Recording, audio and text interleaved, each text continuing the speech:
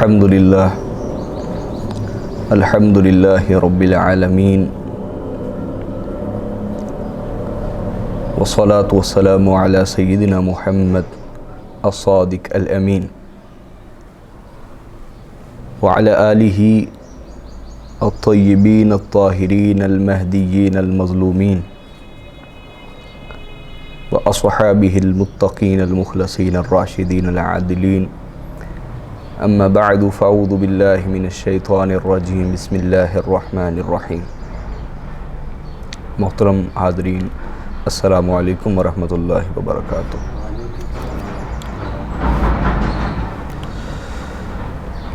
ام المومنین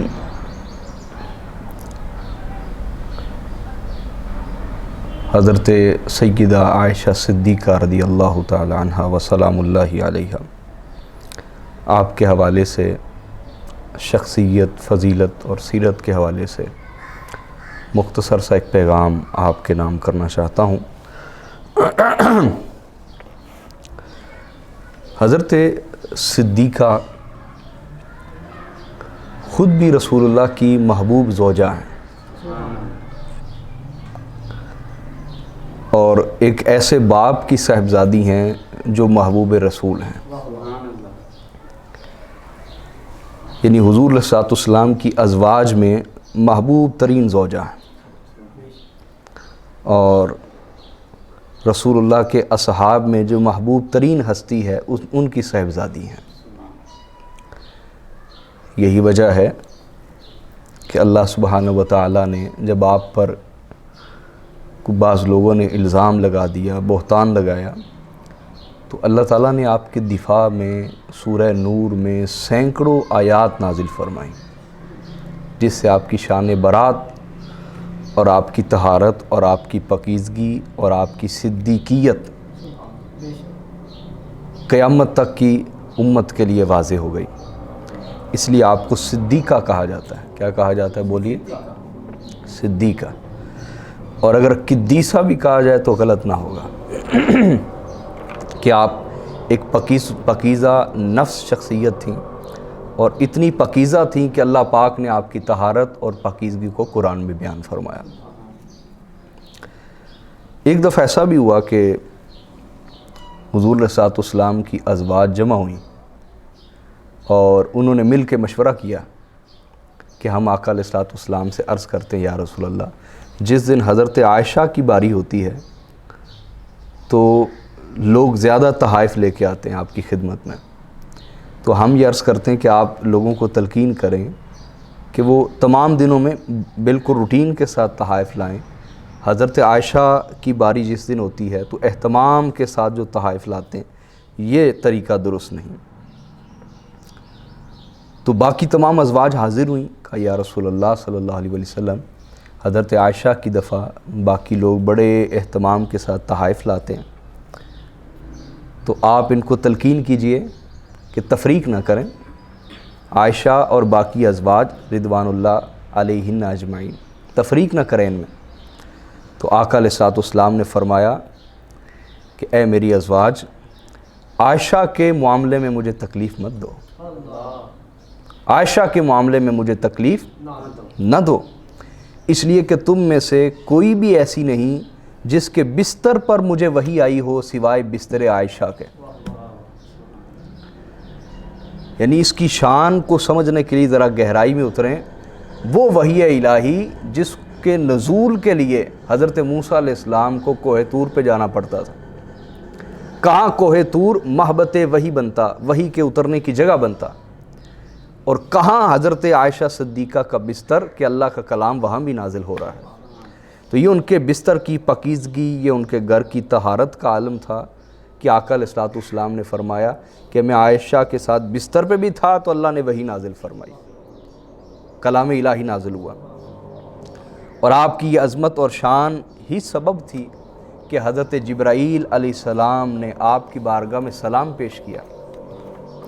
حضرت امام بخاری حدیث کو روایت کرتے ہیں، حدیث نمبر ہے 3557، اور امام مسلم نے روایت کیا صحیح میں، حدیث نمبر ہے 2447، اور امام ترمذی نے بھی روایت کیا۔ حضرت ابو سلمہ رضی اللہ تعالی عنہ روایت کرتے ہیں ان عائشہ رضی اللہ تعالی عنہ قالت قال رسول اللہ صلی اللہ علیہ وآلہ وسلم یوما یا عائشہ ھذا جبریل یقرئک السلام۔ آقا علیہ الصلوۃ والسلام نے ایک دن فرمایا، حضرت عائشہ روایت کرتی ہیں، ایک دن فرمایا اے عائشہ یہ جبرائیل ہیں اور آپ پر سلام بھیج رہے ہیں، تمام ملائکہ کے سید و سردار حضرت جبرائیل علیہ السلام آپ پر سلام بھیج رہے ہیں۔ فقلت وعلیہ السلام ورحمۃ اللہ وبرکاتہ ترى ما لا ارى تريد رسول اللہ صلی اللہ علیہ وآلہ وسلم۔ تو میں نے عرض کی کہ ان پہ بھی سلام ہو اور اللہ کی رحمت ہو اور اس کی برکات ہو۔ یا رسول اللہ جو آپ دیکھتے ہیں وہ میں تو نہیں دیکھ سکتی نا، یعنی آپ کی نگاہ پاک ملائک کو دیکھتی ہے، فرشتوں کو دیکھتی ہے، حضرت جبرائیل کا آنا جانا دیکھتی ہے، تو میری نظر تو وہ نہیں دیکھتی۔ تو یہ آپ کی شان اور عظمت ہے کہ تمام ملائکہ کے سید و سردار حضرت جبرائیل علیہ السلام نے آپ کی بارگاہ میں سلام پیش کیا۔ آقا علیہ الصلوۃ والسلام کی بارگاہ میں حضرت عائشہ صدیقہ کی محبوبیت کا عالم یہ تھا کہ ایک دفعہ حضور علیہ الصلوۃ والسلام کے ایک صحابی تھے، فارسی تھے، ایرانی تھے، تو وہ بہت اچھے کک تھے، بہت اچھا کھانا بناتے تھے۔ اس حدیث کو امام بخاری نے روایت کیا۔ وہ فرماتے ہیں کہ وہ جو کک تھے نا صحابی، امام مسلم نے حدیث کو روایت کیا کتاب الاشربہ میں، اور حدیث نمبر ہے 2037، اور امام احمد بن حنبل نے بھی روایت کیا المسند میں حدیث نمبر 12265۔ حضرت انس بن مالک روایت کرتے ہیں، وہ کہتے ہیں حضور کے یہ پڑوسی تھے، یہ جو فارسی صحابی تھے نا، ایرانی تھے، بہت اچھے کک تھے، بہت اچھا کھانا بناتے تھے، کان طیب المرق، بہت اچھا سالن کھانا بناتے تھے۔ فصنع علی رسول اللہ صلی اللہ علیہ وآلہ وسلم، تو انہوں نے حضور کے لیے کھانا بنایا بڑا بہترین قسم کا۔ ثم جاء یدعوہ، پھر بڑی محبت سے حاضر ہوئے اور آقا علیہ الصلوۃ والسلام کو دعوت دی کہ حضور میرے گھر تشریف لائیے، میں نے آپ کے لیے کھانا بنایا ہے دعوت کا۔ وقال وهذه لعائشہ، آپ نے فرمایا وہ کھانا عائشہ کے لیے بھی بنایا ہے؟ قال لا، اس نے کہا نہیں۔ وقال رسول اللہ لا، اس نے کہا نہیں حضرت عائشہ کے لیے نہیں ہے، لا، حضور نے فرمایا لا، پھر میں بھی نہیں آؤں گا، میں عائشہ کے بغیر کھانا کھانے کے لیے نہیں آؤں گا۔ فعاد یدعوہ، اس نے دوبارہ حضور کو دعوت دی کہ سرکار بڑی محبت سے میں نے کھانا بنایا ہے، آپ تشریف لائیں۔ تو فرمایا کیا وہازی ہی عائشہ کے لیے بھی ہے؟ قال لا، آپ نے فرمایا لا، اس نے کہا نہیں حضرت عائشہ کے لیے نہیں ہے، آپ نے فرمایا پھر میں بھی نہیں آؤں گا۔ ثم عاد یدعوہ، اس نے تیسری مرتبہ پھر عرض کی یا رسول اللہ صلی اللہ علیہ وآلہ وسلم میں نے آپ کے لیے کھانا بنایا ہے، آپ تشریف لائیں۔ حضور نے فرمایا عائشہ کے لیے بھی ہے۔ تو اب وہ پہچان گیا کہ آقا علیہ الصلوۃ والسلام حضرت عائشہ کے بغیر دعوت پہ آنا نہیں چاہتے۔ قال نعم فی الثالثہ، اس نے کہا جی ہاں یا رسول اللہ حضرت عائشہ کے لیے بھی ہے۔ فقام یتدافعان حتی اتیا منزلہ، تو دونوں کھڑے ہوئے رسول اللہ اور حضرت عائشہ، اور ایک دوسرے کو سہارا دیتے ہوئے اس کے گھر پہنچ گئے۔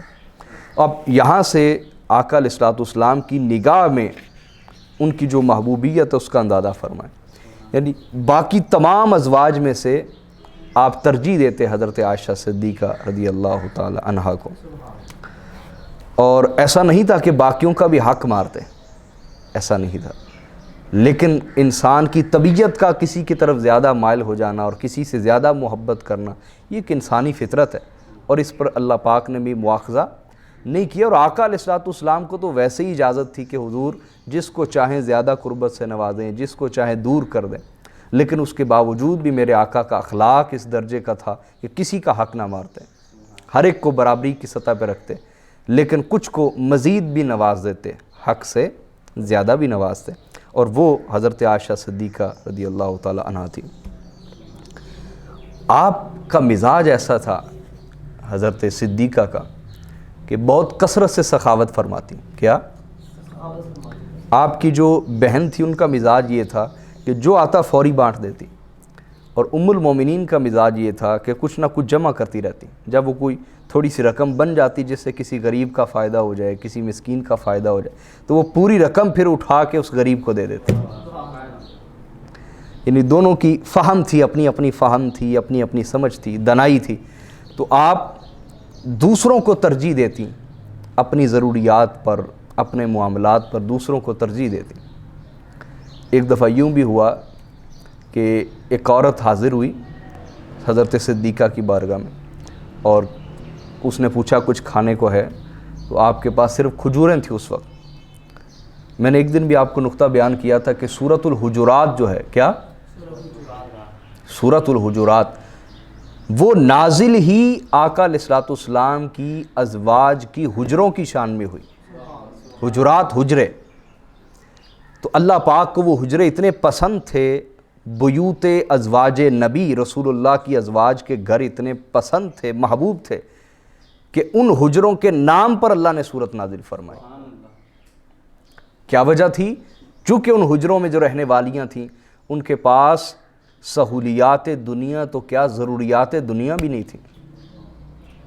آج ہماری بہنیں بیٹیاں اس سے درس لیں, عبرت حاصل کریں, سبق لیں, جن کے پاس ہزارہ سہولیات دنیا ہوتی ہیں اور ایک من پسند کی سہولت نہ ہو تو گھر میں لڑائی شروع ہو جاتی ہے, گھر میں تعلقات خراب ہونے لگ جاتے ہیں, مسائل کشیدہ ہونے لگ جاتے ہیں, انبن ہونے لگ جاتی. تو جن کو فالو کرنے اور جن کی پیروی کرنے کا ہمیں حکم دیا گیا اور مکلف اور پابند بنایا گیا, ازواج رسول و ازواجہ امہاتہم, رسول اللہ صلی اللہ علیہ وسلم کی ازواج امت کی مائیں ہیں, ان کی اتباع اور ان کی اقتداء کا درس دیا گیا. ان کے گھروں کا عالم یہ ہے کہ سہولیات تو کجا, ضروریات دنیا بھی نہیں ہے. سہولیات تو کجا, ضروریات دنیا بھی میسر نہیں, لیکن اس کے باوجود وہاں صبر بھی ہے, ان حجروں میں شکر بھی ہے, ذکر بھی ہے, تلاوت بھی ہے, اللہ کی عبادت بھی ہے, زہد بھی ہے, تقویٰ بھی ہے, اور اپنے محبوب شوہر کے ساتھ حسن سلوک بھی ہے. سب چیزیں وہاں پر جو آج ہمارے گھروں میں ناپید ہوتی چلی جا رہی, ختم ہوتی چلی جا رہی. تو مزاج مبارک آپ کا ایسا تھا, میں اس کی ایک مثال دینے لگا. یہ اوقات بھی آتے اہل بیت رسول پر. حضرت ام المومنین فرماتی ہیں کہ آل محمد پر, یعنی رسول اللہ کے خاندان پر, ایسا بھی وقت آتا کہ ایک ایک ماہ تک گھروں میں چولہا نہ جلتا. تو ان سے پوچھا کہ گزارا کیسے ہوتا؟ فرمایا 2 کالی چیزوں پر, یا پانی پر یا کھجور پر.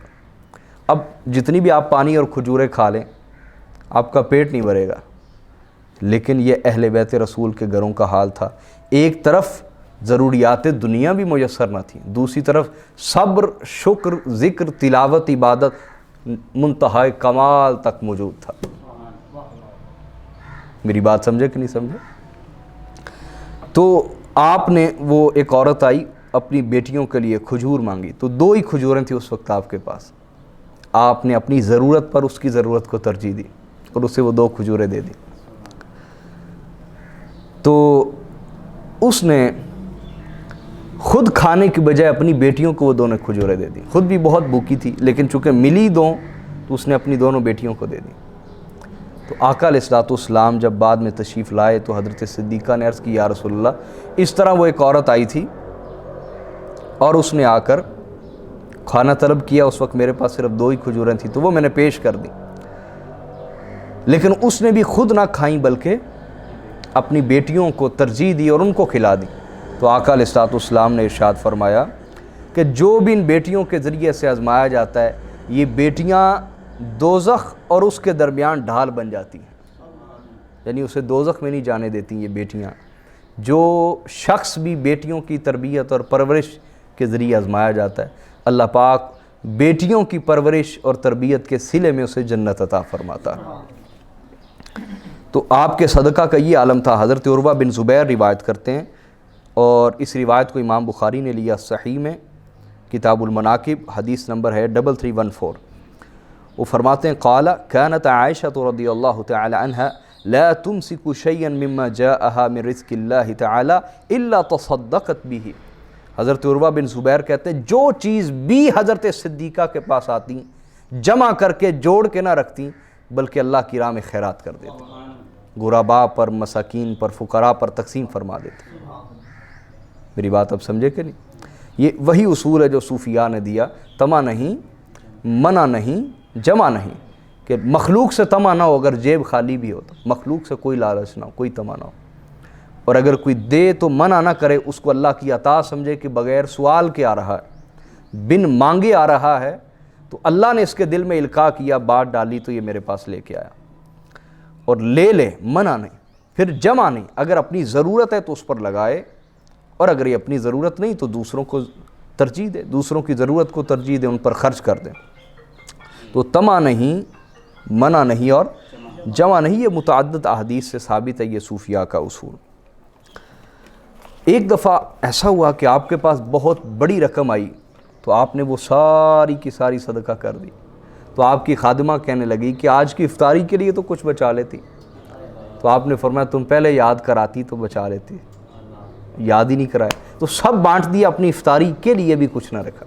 یہ آپ کی سیرت اور اخلاق، کہ ایک ایسی چیز جس نے آپ کی شخصیت کو بہت زیادہ نافع بنا دیا، نفع والا بنا دیا امت کے لیے، وہ یہ تھی کہ آپ تعلیم امت کا بہت اہتمام فرماتی تھی۔ پس پردہ، پردے کے پیچھے تشریف فرما ہو جاتی، لوگ آتے آپ سے سوال کرتے، دین لیتے، علم سیکھتے، خواتین آ کے آپ سے مسائل پوچھتی، دین سیکھتی، تفقہ دین کی حاصل کرتی، تو اس چیز نے آپ کی شخصیت کو بہت نافع بنا دیا امت کے لیے، حتیٰ کہ بہت بڑی تعداد میں دین حضرت عائشہ صدیقہ کے ذریعے سے ہم تک پہنچا۔ اللہ تعالیٰ ان سے راضی ہو، ان کے وسیلہ سے ہم سے راضی ہو۔ والسلام علیکم ورحمۃ اللہ۔